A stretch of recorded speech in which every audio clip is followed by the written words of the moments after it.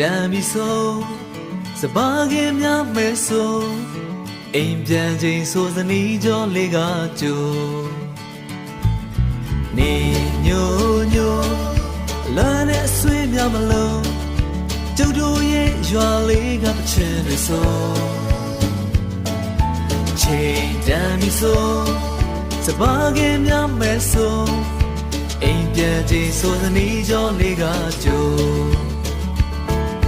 ကျုပ်တို့ရဲ့ရွာလေးငိမ့်ချမ်းတဲ့ရွာလေးလာပါလာပါအားလုံးတို့ဖိတ်ခေါ်နေ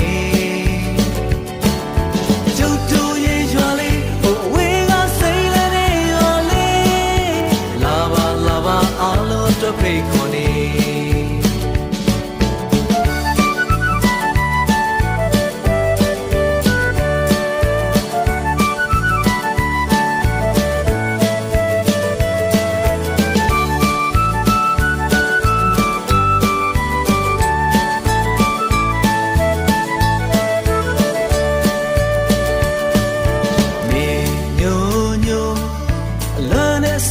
မလို့ကျုပ်တို့ရဲ့ရွာလေးကတချင်တွေဆိုချိန်တမ်းပြီဆိုစပါးကင်းများမဲဆို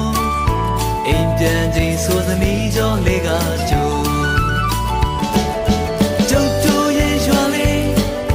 ငိမ့်ချမ်းတဲ့ရွာလေးလာပါလာပါအားလုံးတို့ဖိတ်ခေါ်နေ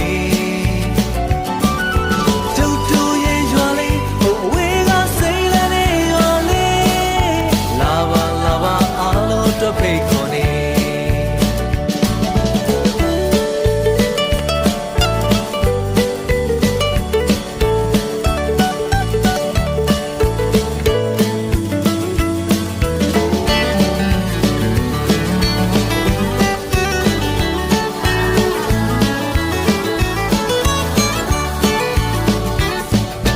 လူတွေဆို